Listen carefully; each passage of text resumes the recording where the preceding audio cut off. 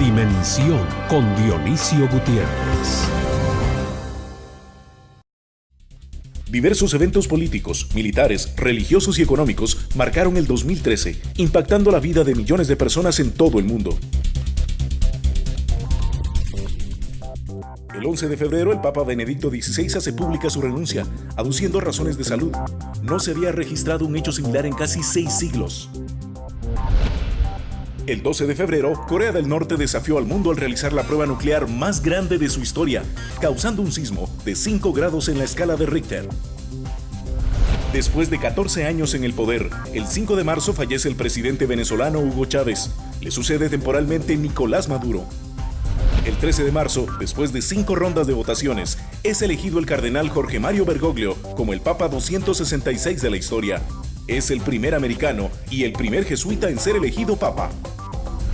El 30 de marzo, Corea del Norte se declara en estado de guerra total con Corea del Sur, haciendo temer al mundo el surgimiento de una nueva guerra con consecuencias impredecibles. El 14 de abril se realizan elecciones en Venezuela y gana Nicolás Maduro con el 50.75% de los votos. El escaso margen de victoria provoca protestas masivas y varios enfrentamientos entre simpatizantes del oficialismo y la oposición. El 6 de junio, un diario británico revela que la Agencia Nacional de Seguridad de Estados Unidos tiene acceso a registros en Internet de millones de personas de todo el mundo, incluyendo líderes de diversas naciones. Esto pondría presión en las relaciones diplomáticas de los Estados Unidos en los meses subsiguientes. El Papa Francisco conforma el 27 de junio una comisión para investigar al Banco Vaticano, acusado por malos manejos durante varios decenios.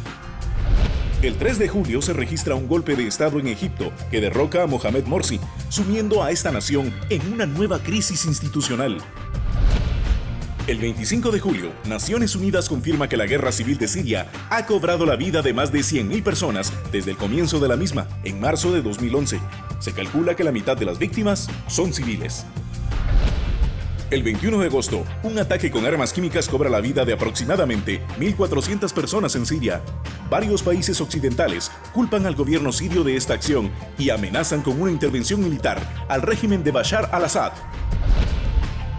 El gobierno de Estados Unidos cierra parcialmente del 1 al 17 de octubre, debido a que a los partidos políticos se les dificulta llegar a acuerdos sobre el gasto público y la reforma al sistema de salud impulsado por el presidente Obama. Esto puso nerviosos a los inversionistas de todo el mundo por las implicaciones para la economía mundial que habría tenido el colapso de la economía más grande del planeta. A principios de noviembre, el tifón Haiyan azota durante 2 días a Filipinas, causando destrucción en gran parte del país y cobrando la vida de más de 3.000 personas, convirtiéndose de esa forma en una de las crisis humanitarias más dramáticas del año. Hoy en Dimensión, abordaremos estos y otros eventos sobresalientes del 2013, así como otros acontecimientos que se espera tengan lugar el próximo año.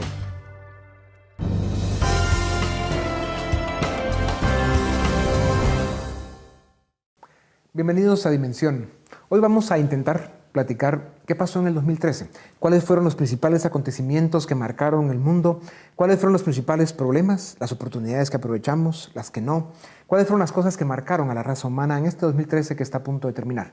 Para hablar de esto nos acompañan Roberto Wagner, analista de política internacional, Nicolás Birsi, analista económico, José Raúl González Merlo, analista económico también, y Roberto Ardón, que es abogado y notario. Señores, bienvenidos a Dimensión. José Raúl, ¿cuáles fueron los principales temas que impactaron al mundo en el 2013? Bueno, yo creo que desde el punto de vista económico, el mundo cumplió 5 años desde la crisis financiera internacional y pareciera que nada ha cambiado. Seguimos preocupados con la política expansionista de Estados Unidos en su política monetaria, y hay indicios de que esa política monetaria probablemente esté llegando a su fin, a pesar de que las autoridades de la Reserva Federal continúan pensando mantener una tasa de interés baja. Sin embargo, la tasa de interés en el mercado está indicando un aumento en las tasas. ¿Cómo afecta esto al mundo? Y eso afecta mucho al mundo, o puede afectar mucho al mundo, porque un aumento en las tasas de interés probablemente traiga una desaceleración del crecimiento económico. Un crecimiento económico que ya viene bajo. Y eso es un evento que se está comenzando a notar en el año 2013 y que las expectativas de que continúe aumentando en el 2014 pueden regresarnos a una recesión global, lo cual es un evento preocupante. Sí. Cuando los economistas se ponen a platicar de lo que ven hacia el futuro, siempre vemos distintos escenarios. Y en este momento vemos dos escenarios en lo que respecta a la economía del mundo. Uno es esta realidad fiscal de Estados Unidos, que sí realmente tienen un problema serio. Muchos acusan mal manejado políticamente. Luego tenemos China, de la que se habla de que ha venido sufriendo una desaceleración importante y que lo que va a tener es un aterrizaje suave, pero va a tener un aterrizaje, no necesariamente forzoso. México está por declararse en recesión. América Latina, con la estabilidad y la relativa baja en los precios de materias primas, también su economía se ha desacelerado. O sea, realmente en el 2013 el mundo está marcando que no solo estamos a duras penas saliendo de la crisis, sumado a lo de Europa, sino que encima la economía no está agarrando la velocidad que quisiéramos. Licenciado Ordón. Sí, yo coincido con esa apreciación de inicio, pero agregaría dos elementos. El primero, creo que es importante matizar qué es lo que nos pasó a nosotros como Guatemala en ese entorno internacional. Si nosotros esta conversación lo hubiéramos tenido hace 4 años, probablemente la conversación hubiera sido bastante más pesimista de lo que probablemente hoy podemos estar conversando en cuanto a números de la economía del país. Entonces creo que es importante mencionar que el país encajó relativamente bien las dinámicas de crisis económica internacional que se veían venir desde el año 2009. Ese es un primer elemento. Ahora, el segundo elemento es que Guatemala sigue en ese entorno creciendo muy lentamente. Esto es como querer competir en una carrera de 100 metros con un par de grilletes en los tobillos. Es decir, podemos correr y vamos a hacer un tiempo y quizá le ganemos al de a la par, pero estamos creciendo muy lentamente. Yo creo que pues de las crisis hay oportunidades. Creo que el país tiene que en este momento abocarse a una estrategia de mayor crecimiento económico, de atracción de inversión, porque el ambiente puede permitirlo. Entonces creo que esa sería un poco la lectura que nosotros damos desde la perspectiva local del entorno internacional económico. Vamos a ir cambiando de temas y hablando qué fue lo que marcó el 2013.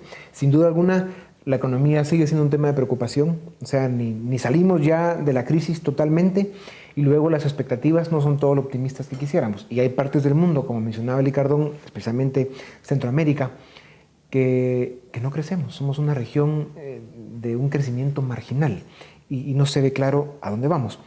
O sea, la economía, ahí está, es un elemento crítico. Hablemos un momento de la elección del primer papa latinoamericano. Y me parece que Solí Cardón es quien mejor puede comentarlo. ¿Qué significado tiene para el mundo esto?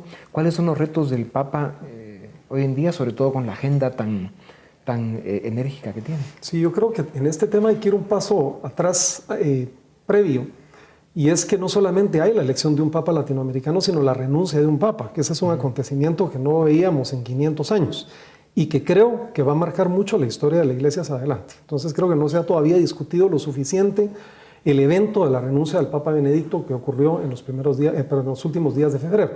Ahora, concretamente, la elección de un Papa latinoamericano es una elección, por supuesto, hoy ya muy explicada, en función de que una buena parte del catolicismo universal está en América Latina. Hay países como Brasil y México que tienen una composición muy grande de católicos. Y por supuesto que era el momento de poner su atención a pues un papa que proviniera precisamente de esta región. Dicho sea de paso, América Latina no es la región de mayor crecimiento del catolicismo en el mundo, lo es Asia y algunos países de África, pero hay una importante presencia. Creo que el primer reto de un papa latinoamericano es hacerse entender adecuadamente.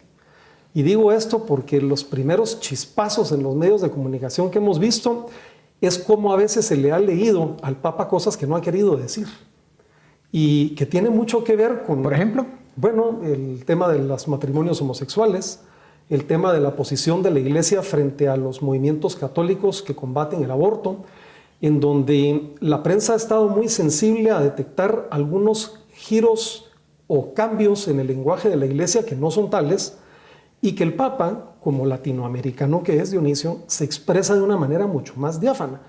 Y frente a esa manera y ese lenguaje más diáfano, la prensa toma elementos diciendo, miren, ya hay un proceso de cambio que es interesante. Entonces yo creo que un primer desafío que el Papa latinoamericano tiene es comunicarse adecuadamente siendo como es un hombre de este continente. Y segundo, él mismo ha planteado la necesidad de una reforma dentro de la Iglesia. Estamos a pocos días de conocer cuál es la propuesta que la Comisión de 8 Cardenales va a hacer. Entiendo que lo van a hacer en los primeros días de enero y pues habrá que estar muy atento a los cambios estructurales dentro de la Iglesia que plantea el Papa Francisco. Nicolás, regresando a Estados Unidos, hay una situación económica compleja por su situación fiscal. Sin embargo, muchos analistas señalan que el problema principal de Estados Unidos es político. Hay grandes desacuerdos entre las fuerzas políticas de ese gran país del norte, y luego hay ciertos movimientos que de alguna forma han limitado los poderes de los, digamos, de las instituciones tradicionales del poder americano, como es la Casa Blanca, el Senado, el mismo Congreso. Por ejemplo, lo que llaman el Tea Party, que es el grupo que ha hecho mucho ruido en los últimos tiempos. Sí, yo estuvimos conversando antes ahí en su antesala. Yo voy a defender un poco al Tea Party aquí. Yo creo que sí es cierto que Estados Unidos afronta una crisis económica, una crisis política por muchas razones. Ahorita se vio reflejado en el cierre del gobierno, sí, pero de cierta manera el sistema está funcionando como debe. ¿Qué es el Tea Party? El Tea Party es un movimiento grassroots, un movimiento popular de derecha, si se quiere llamar así, que nació precisamente para objetar las principales políticas del presidente Obama. Se manifestaron políticamente en decenas de miles de manifestaciones por todos los Estados Unidos, tomaron el poder sin ningún acto de violencia, no destruyeron propiedad, no tomaron calles, nada, pero tomaron el Congreso. Hay unos 80 congresistas en la Cámara Baja en los Estados Unidos que son de la línea dura del Tea Party, que fueron enviados ahí por sus distritos para representar una sola cosa: contención del gasto y reducción del gasto público y el tamaño del Estado en la sociedad, no solo la economía, sino la sociedad. Repitieron su victoria en 2010, ¿sí? En 2010, 2012. Y hay unos, sí, entre 60 y 80, como lo quieran ver, republicanos de la línea dura que temen más a un ataque de su flanco derecho que su rival demócrata en cuanto a negociaciones sobre el presupuesto. Entonces, si ellos votan con compromisos con Obama para elevar impuestos, elevar gasto público, entonces seguramente ya no van a ser diputados en el futuro, ¿sí? Porque allá se vota uninominalmente, se vota por José Raúl, diputado por este distrito. Entonces es mucho pedirles a esos representantes de que no hagan la tarea por la cual fueron enviados al Congreso. Así lo miro yo.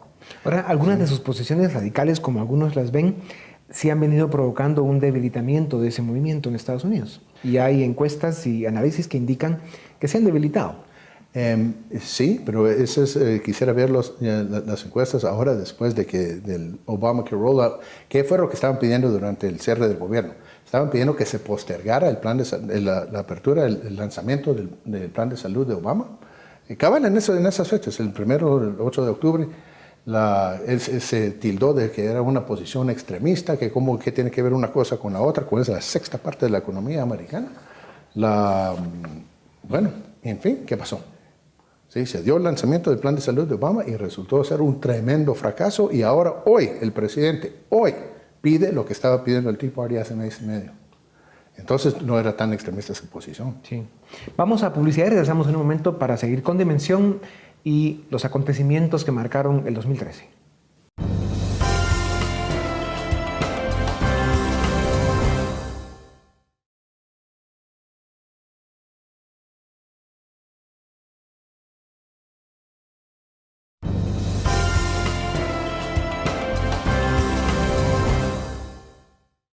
Bienvenidos, estamos en Dimensión. Nuestro tema de hoy son los acontecimientos que marcaron el 2013. Roberto, ¿qué pasa con América Latina en este contexto de una economía mundial todavía en recuperación, con algunas sombras delicadas como la crisis fiscal en Europa, la situación fiscal en Estados Unidos, Asia, que también ha tenido una desaceleración económica importante? ¿Qué pasa con América Latina? Bueno, sumado a lo que en el segmento anterior se hablaba, que marca precisamente con lo que son los 5 años de la crisis, hemos empezado a ver un cambio en el centro de poder geopolítico a nivel global, de lo que son las relaciones interatlánticas a lo que son las relaciones interpacíficas. O sea, cómo de repente Asia se empieza a convertir, digamos, en términos económicos, lo que es todo el lejano oriente, y después también en términos políticos, todas las situaciones del Medio Oriente, y que ha acaparado la atención de los medios. Las crisis en Medio Oriente pues han acaparado mucho esa atención. Ahora, América Latina también está pasando una etapa de transformación, en la que en un momento dado, cuando Estados Unidos, por ejemplo, digamos durante los años 90, con toda la promoción de lo que fueron diferentes tratados de libre comercio, los procesos de integración, lo que era una llamada área de libre comercio de las Américas, y que todo eso queda en impasse, y lo aprovecha de una forma muy astuta un Hugo Chávez, que viene y relanza todo este elemento del socialismo del siglo XXI, pues ahora estamos nuevamente ante una reconfiguración de fuerzas, podríamos decir, tomando en cuenta lo que es la crisis económica venezolana, que estamos a pocos meses de que se convierta en una crisis política muy seria, un sistema que va a implosionar. Entonces, de cierta forma, la pregunta viene a ser, bueno, ¿cuál va a ser o cómo va a ser la nueva dinámica de poder en la región? Que si bien de cierta forma no fuimos tan afectados con la gran crisis internacional, pero seguimos nuevamente en dinámicas que nos han sido muy propias de la región, en donde cada país busca jalar por lo suyo, y cuando sea una expresión como esto de lo que fue el socialismo del siglo XXI, la creación de estos, digamos, procesos como UNASUR, el CELAC, que buscan de cierta forma distanciarse de lo que ha sido el eje de Estados Unidos, pues ahora la pregunta es, no, bueno, ¿qué va a pasar? Digamos, vemos, por ejemplo, la crisis en Venezuela, que preocupa mucho a sus dos vecinos, que son Colombia y Brasil particularmente, porque hasta qué punto quien ha sido un eje geopolítico importante en la región va a dejar de serlo, y qué va a pasar con aquellos países que han sido, pues, que se han declarado sus aliados, ¿no? José Raúl, siguiendo en Latinoamérica, han habido eventos importantes en los últimos meses. El cambio de la matriz energética, de lo cual vamos a hablar en un momento, el tema de las protestas en Brasil, la reelección de la presidenta Bachelet en Chile, la radicalización del movimiento político en Venezuela con el señor Maduro ahora llevando a Venezuela a extremos que no podríamos haber imaginado nunca, ni en las peores condiciones. Y luego, con el cambio de la matriz energética, uno de los efectos que tiene, sumado a la desaceleración de la economía en China, que ha bajado su demanda de materias primas, al igual que otros mercados del mundo, pues pone a América Latina en una situación compleja, donde la economía realmente, si venía con un crecimiento muy aceptable para algunos países, se desacelera. ¿A dónde nos lleva esto en el 2014? Bueno, Venezuela es increíble, ¿verdad? El país con las reservas petroleras más grandes del planeta, y en una situación de pena, en realidad de vergüenza ajena, ver cómo se han derrochado todos los recursos económicos y cómo Venezuela saltó de la sartén de Chávez a las brasas de Maduro, un personaje increíblemente incompetente en el manejo económico y en otro manejo. Entonces Venezuela va para también una crisis política. No tiene ni un año de haber sido electo Maduro, ya el tipo está frito políticamente y tratando a base de demagogia de poder salir de la crisis, lo cual no va a lograr. La señora Rousseff, pues a Lula le tocó la parte fácil, ¿verdad? Porque disminuir la pobreza cuando la economía está creciendo, eso, ¿verdad?, cualquiera lo puede hacer, pero Rousseff lo que tenía que haber hecho es continuar con un tema de desregulación, apertura de los temas más burocráticos en Brasil. Brasil es una maraña de trámites burocráticos que es un lastre justamente para que pudiera continuar creciendo, ya no en tiempos de bonanza, sino en tiempos de precios internacionales más desfavorables a la economía, pero no lo hizo. Y esas son las consecuencias de las protestas que vemos ahora. La gente está desencantada con ese modelo brasileño que no pudo capitalizar cuando eran los tiempos buenos, y ahora le está pasando la factura de los tiempos malos. Y finalmente Chile, que la presidenta recién electa Bachelet cree que puede convertir a Chile en un país europeo por decreto, ya sea vía las reformas constitucionales, vía las reformas sociales, y vive como una fantasía donde la generación de chilenos que está hoy en día va a tener que ser responsable por el daño que se le haga a la economía, a la única economía que era modelo de crecimiento y de desarrollo de América Latina, y que es una generación verdaderamente que, como no conoce el pasado, cree que las cosas en Chile toda la vida fueron así. y aquellos que no conocen el pasado están condenados a repetirlo. Así que Chile es un gran signo de interrogación dependiendo de lo responsable o irresponsable que sea Bachelet en el manejo económico. No ha tomado posesión todavía. Esperemos que le dé continuidad a las cosas que han hecho Chile, lo que Chile es hoy. Roberto. Yo quisiera agregar otro elemento más que complejiza lo que está ocurriendo en América Latina. Y es el hecho de que yo percibo que estamos viviendo, a veces cuando uno se entra demasiado en el detalle, pierde la perspectiva de lo que está sucediendo en el entorno. Yo tengo la impresión de que estamos asistiendo a una muerte por pausas del viejo régimen de democracias tal cual las conocíamos. Esos regímenes, digamos, que fueron muy característicos de la América Latina de los 80s y los 90s. Y yo creo que peligrosamente nos estamos acercando a un modelo donde la alternabilidad en el poder cada vez existe menos, donde los controles institucionales entre organismos del Estado cada vez pesa menos, donde la estructura de partidos políticos que era relativamente estable se desploma. Pongo 3 ejemplos muy rápidos. En el caso de Honduras, una de las democracias que tenía sistema de partidos políticos de a 2 durante 100 años, hoy eso no va más. En el caso de Nicaragua vemos a un Daniel Ortega que se ha convertido en el nuevo Somoza de Nicaragua, que está refundando instituciones con el acompañamiento de mucha gente en Nicaragua, pero que está literalmente sentado ya en el poder por muchos más años. Y ahora Michelle Bachelet, que comentaba José Raúl, que agrega a su discurso el tema de la reforma constitucional en Chile, en un modelo donde uno hubiera esperado mucha mayor estabilidad y que entre a hacer una cirugía al cuerpo político de la nación en la Constitución, que es toda esta teoría del neoconstitucionalismo que ha surgido en América Latina, que lo que está haciendo es cambiando constituciones para poder, digamos, debilitar mecanismos de alternabilidad y mecanismos de control entre poderes. Eso es a lo que yo creo que estamos asistiendo, y las elecciones de Honduras y las que vienen el próximo año, que son muy importantes, en El Salvador, en Brasil, en Colombia, van a ser muestra de eso. Ese es el desafío que yo también veo por el lado político en América Latina. Pero también va a haber bastantes lecciones aprendidas por el caso de los 2 casos de Venezuela y Argentina. Yo creo que esos regímenes ya están desnudados, para decirle así, todos sus fracasos. Sí, es el comienzo del fin del kirchnerismo y del chavismo. Lo estamos presenciando. Entonces habría que ver todavía cuáles van a ser las reacciones políticas en la región. Bueno, el caso de Venezuela, yo la crisis que veo no es una crisis, o sea, va a ser, digamos, el Partido Socialista Unido de Venezuela, hasta qué punto se va a seguir manteniendo unido. Yo lo que veo es que la facción, el ala militar del chavismo, encabezada en un momento dado por Diosdado Cabello, el presidente de la Asamblea Nacional, va a llegar un momento en el que va a decir, bueno, que Maduro también reencarne en pajarito, ¿no? Y entonces venir y tomar el control, y hasta cierto punto como lo peligroso que puede ser mover, digamos, Venezuela todavía más hacia una especie de dictadura petrolera. Nuevamente, la cuestión es eso, digamos, y los niveles de absurdo que se están viendo y el riesgo, que es hasta cierto punto un suicidio político, el de otorgarle los plenos poderes a Maduro en este momento, que pensando que por decreto va a salir va a decretar un control de precios y la felicidad suprema, como acaba de fundar un ministerio.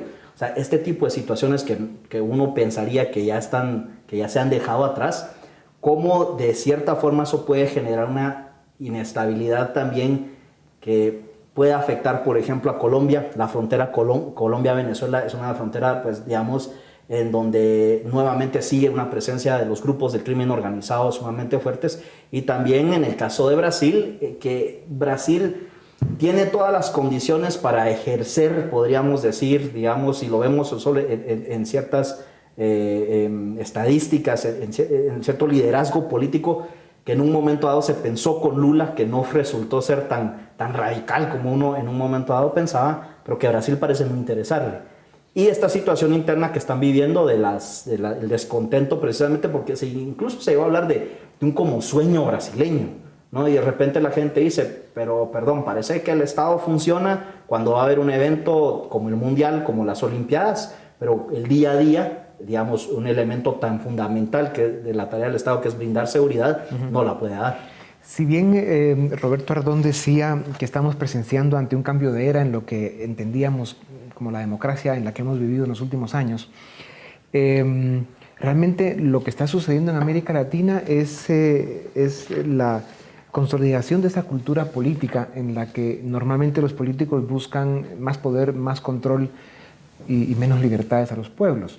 Y cuando vemos lo que está pasando en Brasil, que es un país donde la corrupción está fuera de control, tienen unos problemas de burocracia muy grandes, y si bien tuvieron una época de crecimiento económico importante que respondió al crecimiento económico del mundo, en cuanto el mundo estornuda, pues se caen rápido los telones y vemos la realidad otra vez. Y con esto quiero decir que no le hemos dado en América Latina la importancia que tiene a la política y a la economía en un sano equilibrio. O sea, la economía es tan importante como la política, y la política es tan importante como la economía. Y si esas dos ciencias no son bien manejadas en forma responsable, con el liderazgo correcto, hay problemas, porque una sin la otra no pueden vivir. Y realmente ese es un drama en América Latina que está pendiente de resolver. Pensábamos que Chile es el país con que menos riesgo uno puede decir, ya se consolidó un modelo económico y tienen un sistema político que funciona. Vamos a ver si eso se confirma. Yo soy de los que cree que la presidenta Bachelet le va a dar continuidad a lo que ha hecho Chile, lo que es Chile, y que lo que hizo fue un teatro político para ganar un proceso electoral, pero que ya de regreso en la presidencia, porque ya estuvo ahí, digamos, el juicio y la racionalidad van a privar. Yo apuesto por eso. Tenemos que ir a un corte y volvemos para que comentemos un poco este planteamiento que les hago. Regresamos en un momento para seguir con Dimensión y los acontecimientos del 2013.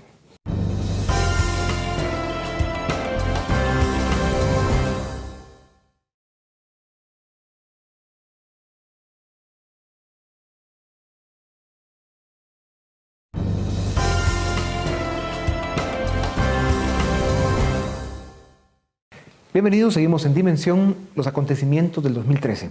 Bueno, yo les planteé algunos temas en el segmento anterior, pero démosle un resumen al tema latinoamericano para ya regresar al resto del mundo. Yo quería contrastar el tema con el que usted terminó, la futura presidenta Bachelet de Chile, que dándole un toque de optimismo a que probablemente prevalezca la racionalidad cuando ella esté en el poder. Sin embargo, lo que a mí me preocupa es que en el caso chileno ella haya ganado con esa plataforma. Un poquito aquella famosa frase célebre de amagar con la izquierda y patear con la derecha. No deja de preocupar que su plataforma más a la izquierda con lo que ella ganó la primera vez haya sido la plataforma ganadora en el caso chileno. Contrastándolo, por ejemplo, con el caso de Angela Merkel en Alemania, donde Angela Merkel es reelecta, pero es con una plataforma con la que ella ganó la primera vez y se le reconoce el hecho de que Alemania es el único país de Europa prácticamente que está funcionando y que está creando un ambiente de verdadero bienestar fundamentado en temas reales en Alemania. Entonces, no deja de ser preocupante que las plataformas políticas tengan que amagarse con la izquierda y si es que se patea después con la derecha. No se puede dejar de vigilar a los políticos, eso es por supuesto una realidad. Roberto, hablemos un momento de China. Ese monstruo colosal con un tamaño y un crecimiento y una dinámica extraordinaria. Está pasando momentos complejos. Su economía se ha desacelerado. Se sabe que hay más de 120.000 protestas en China al año, cada vez más estructuradas, más afinadas. Un pueblo que había cedido libertades civiles a cambio de un gran crecimiento económico, ve que ese crecimiento no se está dando, empieza a volver a decir, bueno, yo quiero mis libertades civiles, no solo quiero un desarrollo lento. Por otro lado, la estrategia de China, según se está viendo, es ir abriendo más su economía, ir hacia un capitalismo, digamos, a ultranza y con una estrategia internacional interesante. Solo en América Latina se calcula que el año entrante China va a invertir $26.000 millones, mucho más que cualquier otro país del mundo. O sea, China tiene una estrategia y la pregunta es cómo van a lograr ellos mantener su crecimiento económico ahora desacelerado, con un control político como el que quieren. A ver, yo quisiera plantear varias cosas en eso. El primero, hay que recordar que China está rediscutiendo en este momento su política demográfica. Eso creo que es un elemento muy interesante de comentar. La política del un solo hijo. Entonces, están pasando cosas dentro de esa gran China que plantean, digamos, retos hacia el futuro. Ese es uno. Yo en la parte política veo un proceso todavía muy gradual, Dionisio. Yo no creo que vayan a haber, digamos, cambios abruptos en el corto plazo. Creo que hay una demanda social y política que tú has mencionado que va a ir produciendo cambios relativamente graduales en la China política. Y creo que, y eso sí sería lo tercero, veo ya una China mucho más agresiva en el ámbito de la política exterior. Ellos han empezado a hacer pasos ya no tan tímidos de probar su propio soft power o poder blando. Tienen una presencia importante de plata en cooperación en África. Han hecho ya algunas incursiones importantes en América Latina, buscando un poco esa economía de granero que le pueda dar en el largo plazo la subsistencia con harina de pescado, con uvas, con productos agrícolas. Y ciertamente van a hacer sentir mucho más su peso político en la región, cosa que no lo habían hecho en la región asiática, me refiero. Entonces, yo sí creo que las novedades por el lado chino, Dionisio, vienen más dados por el lado política exterior, en donde incluso en la crisis de Siria, que está, para que la conversemos incluso, tuvieron ya un rol importante y con un lenguaje que quizás era muy desacostumbrado de la China, que normalmente miraba los temas desde lejos. Así que yo te diría, en resumen, en el ámbito político veo poca, digamos, todavía una gradualidad. En el ámbito demográfico es importante seguir de cerca qué es lo que está ocasionando ese cambio de política o esa discusión de cambio político. Y finalmente en el tema de política exterior, cuánto el hecho de que ese gigante empiece a apretar y empiece a aparecer y empiece a empujar a otros va a desacomodar un poco el sistema de cosas en el ámbito del orden político internacional. Claro, y no hay que olvidar... Y solo un breve comentario en el tema que usted mencionó, y Roberto está hablando de la inversión exterior china en el mundo. También hay un problema práctico. Los chinos son los mayores inversionistas en los bonos del Tesoro del gobierno de Estados Unidos. Y tener todos los huevos en una canasta como Estados Unidos tampoco les conviene, sino que están buscando canalizar todos esos excedentes de las exportaciones que tienen hacia inversiones que no sean necesariamente el gobierno de Estados Unidos. No, y claro, el tema que se ha dicho siempre para terminar con China es que cuánto puede afectar al mundo la situación económica de China. Y no hay que olvidar que China no es un país consumidor, es un país exportador. Entonces, realmente el mundo no sale tan afectado porque China consuma grandes cantidades de productos y bienes del resto del mundo. Es un tema interno. Pero, por supuesto, el tamaño es importante. Y no hay que olvidarse que de los 7.200 millones que somos en el planeta, 4.300 están en el Asia. O sea, sí son una parte importante. Ya que Roberto mencionó Siria, hablemos un momento del Medio Oriente. Ya llevamos varios años con lo que se llamó en el inicio la primavera árabe, que realmente se ha vuelto una especie de invierno oscuro, mortal, complejo, peligroso, y de manos de grupos radicales los gobiernos están cayendo en otros grupos de quienes se sabe poco y probablemente sean algunos de ellos incluso más radicales y peligrosos de los que antes tenían el poder en esos países. Roberto.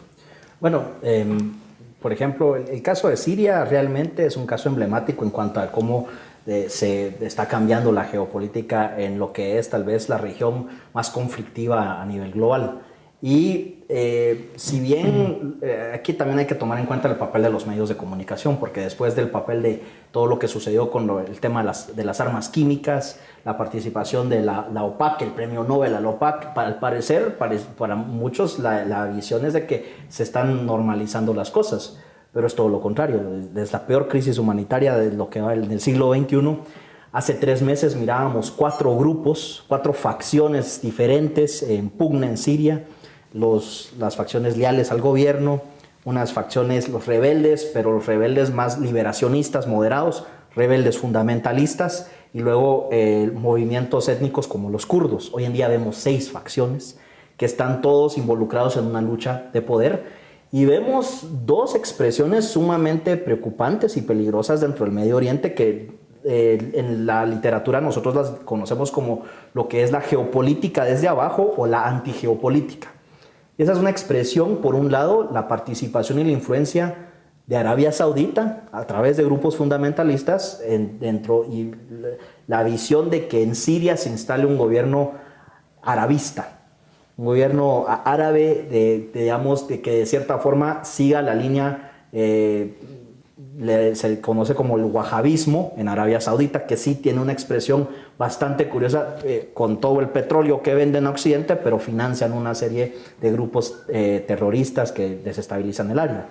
Pero por otro lado vemos una línea islamista iraní, que actualmente opera, digamos, a través de lo que es un Islam revolucionario, una guerra asimétrica, financiando también una serie de grupos, como tal vez el más conocido es Hezbollah, pero que están hoy en una pugna influenciando cada vez más lo que puede suceder en Siria, que de cierta forma, dependiendo de qué pasa ahí, y es por eso que también hay mucha tensión sobre las negociaciones de Estados Unidos, Europa, sobre el programa nuclear iraní, que tiene muy preocupados por un lado a los saudíes, a los israelíes, obviamente, a los turcos. Entonces sí es se está dando, digamos, un realineamiento de fuerzas en la región que pues no sabemos realmente cómo va a parar. Ahora, el tema de Siria sí es un tema que va a ser el mismo caso, yo me atrevería a decir, que el Líbano. Va a ser una guerra civil. Nicolás, se entiende, algunos analistas dicen que Occidente no ha empujado más la caída del Assad en Siria porque no saben si se podría estar peor con los que queden en lugar de él. Hay grupos terroristas defendiendo ambas posiciones, grupos terroristas con el gobierno y grupos terroristas entre las fuerzas rebeldes. Bueno, lo que estamos viendo en Siria es bueno, el tema no es Siria, el tema es la incompetencia y la impotencia de lo que es las Naciones Unidas y el colapso que hemos visto en la política externa de Estados Unidos. Si bien hay grupos terroristas rebeldes ahora, en el principio no lo eran. Fue por falta de acción y apoyo de los Estados Unidos, más que todo, y que se empezaron a fortalecer los grupos financiados por Irán y el mismo Al-Qaeda. Lo que está en juego ahorita en Siria es una rivalidad que deja fuera a Estados Unidos. Es Arabia Saudita e Irán están peleando por hegemonía regional.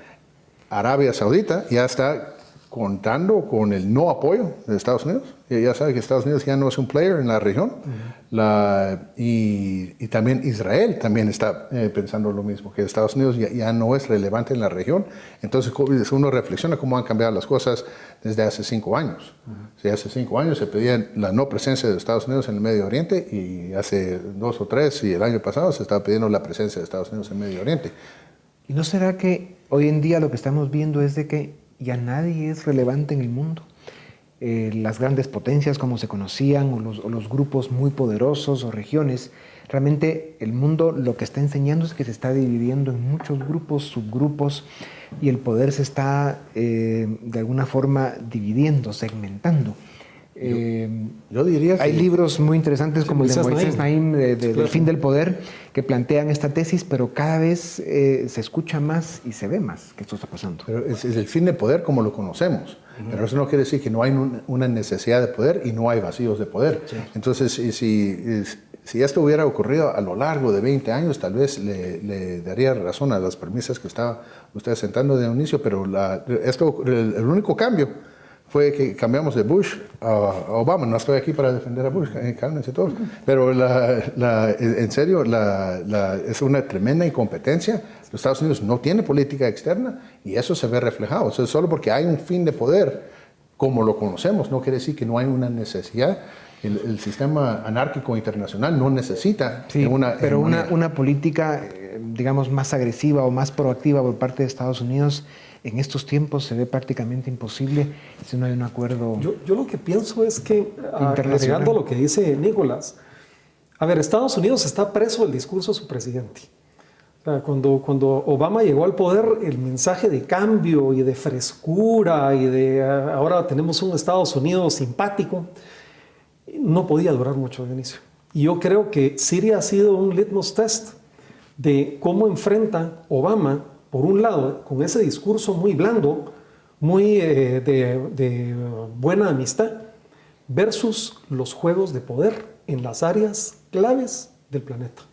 Y yo creo que en ese dilema, en ese debate, Obama no ha escapado de esa dicotomía que hay entre ese discurso que él tiene y las circunstancias que él encuentra. Hay que recordar que la política exterior de Obama, que yo recuerde, esta es la política más liberal desde la administración de Carter y por lejos la supera. Y entonces es muy difícil para un presidente que quiere dar esa imagen, esa percepción internacional, ser un actor relevante. Claro, y le salen casos como el de Snowden y todo el tema. Ese es un ejemplo. Pero yo veo a un Estados Unidos agotado, completamente agotado. Quieren salir de Afganistán, quieren salir de Irak. Leading from behind, ¿verdad? Liderando desde atrás en el caso de Libia. el pueblo norteamericano ya no quiere ir a ninguna guerra, no tienen dinero para la guerra, tienen otros problemas internos más importantes. Lo cual es legítimo. Lo cual es absolutamente legítimo, pero el liderazgo de Estados Unidos es un liderazgo agotado, ya no da para más. Tienen muchos problemas en casa como para ir a resolver los problemas afuera. Sí. Vamos a publicidad y regresamos en un momento para seguir con Dimensión y los acontecimientos que marcaron el 2013.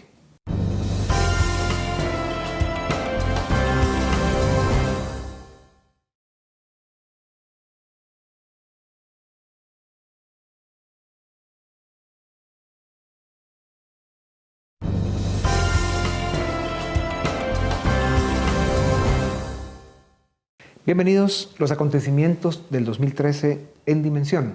Hablemos en los minutos que nos quedan de qué pasó en Centroamérica este año y qué marca esto para el futuro. José Raúl. La permanencia, las intenciones de permanecer de Daniel Ortega en el poder continúa siendo, como lo dijo Roberto hace un momento, un tema preocupante por las intenciones de romper esos esquemas de alternabilidad en el poder y de manipular las instituciones para quedarse permanentemente. Un Costa Rica que en el tema fiscal está emproblemado, ¿verdad? Costa Rica siempre ha jugado a tener un déficit fiscal alto y ahora se le están trabando las carretas. Un Salvador que no crece, el gran titular de El Salvador es crecimiento subpar, ¿verdad? Con elecciones también a futuro, un FMLN que definitivamente lo más relevante que hizo fue subir la tasa de impuestos sobre la renta y terminar de meterle el tiro de gracia al crecimiento económico en El Salvador. Y nosotros, que no crecemos, ¿verdad? Que tenemos nuestros propios problemas de parálisis política y que el año entrante, bueno, ya comenzó, ¿verdad? La campaña nunca paró, pero el año entrante se va a intensificar con las expectativas de los próximos candidatos que vengan. Así que no fue un año tan interesante como lo que nos espera en el 2014. Yo agregaría un ingrediente comercial, Dionisio, y es que Guatemala, el último país en arreglar su estatus con la Unión Europea, lo ha hecho de cara a los próximos días. Eso significa que Centroamérica entra formalmente ya en el pilar comercial del acuerdo de asociación con la Unión Europea. Ese fue un proceso bien tortuoso y tenía que ser aprobado en los 5 parlamentos, y lo fueron haciendo todos, incluyendo Guatemala, pero había todavía una disputa relacionada con temas de indicaciones geográficas que no había sido resuelta en Europa, que finalmente fue resuelta hace apenas unos pocos días. Eso lo que significa es que Centroamérica va a entrar formalmente en el marco del acuerdo de asociación como un socio comercial de la Unión Europea. ¿Y eso qué trascendencia tiene? Bueno, pues que formaliza y le da estabilidad a los procesos de exportación de nuestros productos hacia el mercado europeo, con las complejidades y dificultades que eso tiene. Ese acuerdo de asociación tiene otros 2 elementos, que es el pilar político y el pilar de cooperación, que esos tendrán que esperar a que todos los parlamentos de los países de Europa lo aprueben. De los 28 países de la Unión Europea, hoy lo van aprobando 5, y es muy poco probable que en los próximos 6-7 años los otros 23 lo hagan. Así que en ese acuerdo de asociación, el pilar comercial pues se estrena formalmente ahorita en diciembre, habrá que aprovecharlo como Centroamérica y como Guatemala. Y los otros, por supuesto, eso quedará para una discusión posterior. Pero eso ocurrió este año y creo que es un evento importante. Hablando del mismo tema, Dionisio, es de felicitar a Guatemala por avanzar en los 14 puestos que avanzó en el índice de facilidad de hacer negocios, el Doing Business Ranking del Banco Mundial, pero solo fueron 14 puestos. ¿Sí? Retrocedió en materia de comercio transfronterizo y no avanzó en protección al inversionista. Entonces Guatemala tiene que seguir apostando al libre comercio, la globalización, la economía es globalizada. Guatemala no avanza en ese tema como debe y son los retos que le quedan al país.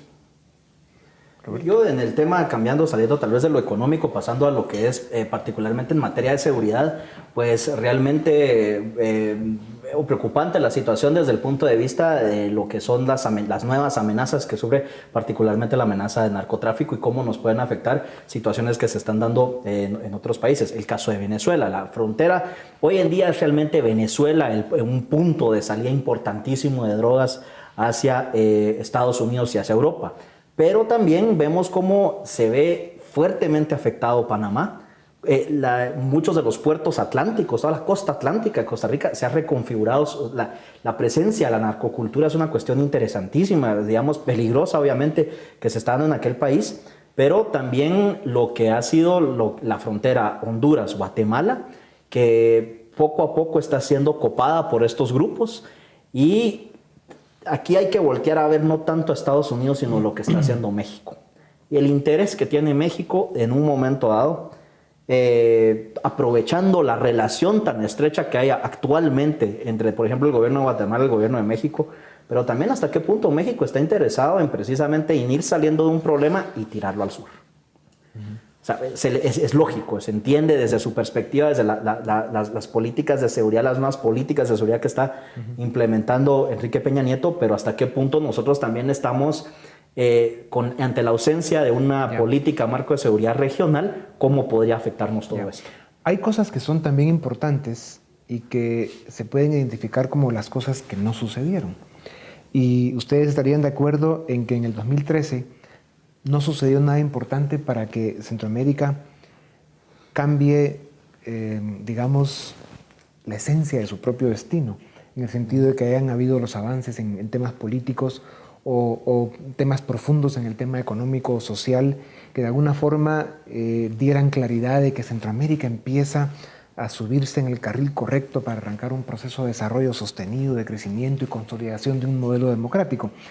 La impresión que tenemos es que no pasó absolutamente nada de eso. No hubo un solo elemento que realmente dé con claridad un mensaje de que Centroamérica se sube en el tren correcto. Sí, por lo menos un elemento contundente, ¿no? Los 14 puntos que menciona Nicolás son bienvenidos, pero en el caso específico de Guatemala entró en vigencia la actualización tributaria, que fue verdaderamente un desastre desde el punto de vista regulatorio, desde el punto de vista de recaudación. Nos quedamos sin superintendente de administración tributaria, ¿verdad? Por un berrinche donde él, con aspectos técnicos, cuestiona las metas de recaudación y después es inmediatamente despedido. Y nos quedamos sin ministro de Finanzas, que por razones de salud renuncia. Entonces, efectivamente no pasó nada contundente en el campo positivo, pero pasaron cosas preocupantes en el campo fiscal, donde la pregunta es quién quiere ponerle el cascabel al gato ahora, quién quiere asumir esa posición. Para ponerle nombre y apellido un poco a lo que mencionas tú, Dionisio, yo mencionaría el tema de integración centroamericana, donde teniendo la posibilidad de hacer cosas importantísimas, se ha perdido la oportunidad de avanzar. Y les pongo un ejemplo, basta tratar de pasar la frontera de Guatemala a El Salvador, que dicho sea paso, una de las fronteras más transitadas comercial y humanamente, para ver el infierno en el que estamos hoy, después de 5 años de haber hecho promesas de amor eterno entre Guatemala y El Salvador, de retirar las barreras para permitir al comercio y a las personas circular libremente.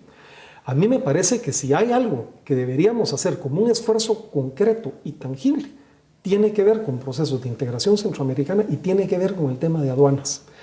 Y ahí yo veo francos retrocesos, Dionisio. Entonces, quería ponerle un poco de nombre a este tema, porque ese es un desafío donde vamos como el cangrejo para atrás. Y es verdaderamente penoso en un mundo que hoy exige que Centroamérica se vea como un solo bloque. Sí. Hay procesos electorales en Centroamérica en los próximos días, meses, y en el caso de Guatemala, escasos 2 años. Y las perspectivas no son claras. O sea, seguimos viendo una región estancada, sin un norte político, sin una visión estratégica, sin un futuro claro. Roberto. Bueno, Roberto hablaba del caso de Honduras, pero también vemos el caso de El Salvador, cómo, digamos, también un país bipartidista entra con lo que no es un gobierno del FMLN, sino que es una administración del FMLN con un gobernante que de repente empieza a funcionar. El presidente Funes empieza sigue su propio camino siempre y cuando le allana el camino a través de lo que es tomar, digamos, algunas instancias judiciales en el vecino país, y que refleja también esta situación, digamos, pues estamos aquí más enraizados en cuestiones puramente de politiquería y no realmente en ver este tipo de situaciones donde los procesos de integración, que estoy de acuerdo, son muy importantes, pero sí, es una integración que viene de afuera hacia adentro. Sí. No nace de nosotros, sino que es la presión de afuera. Sí, yo creo que sí hubo unos pasos a nivel región centroamericana, región latinoamericana, y esa es Alianza del Pacífico. Si uno ve el índice de Doing Business, otra vez, los mejores países latinoamericanos son los que Perú, Colombia, Chile y México, que están en esta Alianza del Pacífico, y Costa Rica, Panamá y Guatemala incluso han declarado esas intenciones de ser países observadores. Eso es un buen punto. Hay que ver si seguimos con esas mejoras y las mejoras que implica pertenecer a esa alianza. Pero eso es un claro contraste con países del nuevo socialismo del siglo XXI, el ALBA y todo lo demás, que sí marca el norte, sí marca el rumbo a seguir. Pero hay que ver resultados, ¿verdad? Sí, porque efectivamente la voluntad política es una, pero si no tenemos una frontera abierta con nuestro socio comercial más importante después de Estados Unidos, como país individual, que es El Salvador, es bien difícil. Y se pone por ejemplo, ese impuesto que pusieron para los buses, los vehículos que circulan de un lugar a otro. Esa es la estrechez, con una buena intención, ¿verdad? Que había mucho accidente, entonces había que poner un impuesto para pagar el seguro. Miren, de buenas intenciones está empedrado el camino al infierno. Entonces, lo que le falta a esa clase política que tú mencionas es justamente tener una visión de que poner un impuesto, aún con buenas intenciones, puede provocar un daño grave al comercio, al libre tránsito de personas, que es aún más importante que el problema que quieren resolver. Sí. Bueno, lo que es cierto es de que el mundo seguirá caminando a través de ese factor que no espera nadie, que se llama tiempo, ¿verdad? El tiempo seguirá pasando. Y así como el mundo ha demostrado en los últimos 10, 20, 30, 50 años de que hay avances importantes, de que la tecnología sigue dando grandes oportunidades, que la gente vive más, está más sana, la clase media del mundo sigue aumentando de forma importante, la pobreza disminuyéndose. O sea, hay signos de que el planeta, digamos, en general va en la dirección correcta, no a la velocidad que quisiéramos. Hay mucho sufrimiento y mucho problema social todavía en unas regiones más que en otras, pero la tendencia es buena, claro, con los grandes desafíos que tiene el planeta, que también son grandes, de los cuales ya hemos hablado por acá. Pero al final, sí, como región Centroamérica, debemos ir encontrando, posicionarnos de alguna manera y definirnos de una vez por todas qué queremos hacer con nuestro destino. Gracias por habernos acompañado en este análisis de los acontecimientos de 2013 y bueno, esperemos que el 2014 se presente con mejores datos y noticias. Con ustedes volvemos la próxima semana. Muchas gracias por haber estado con nosotros en este programa y los dejamos con Dimensión Redes.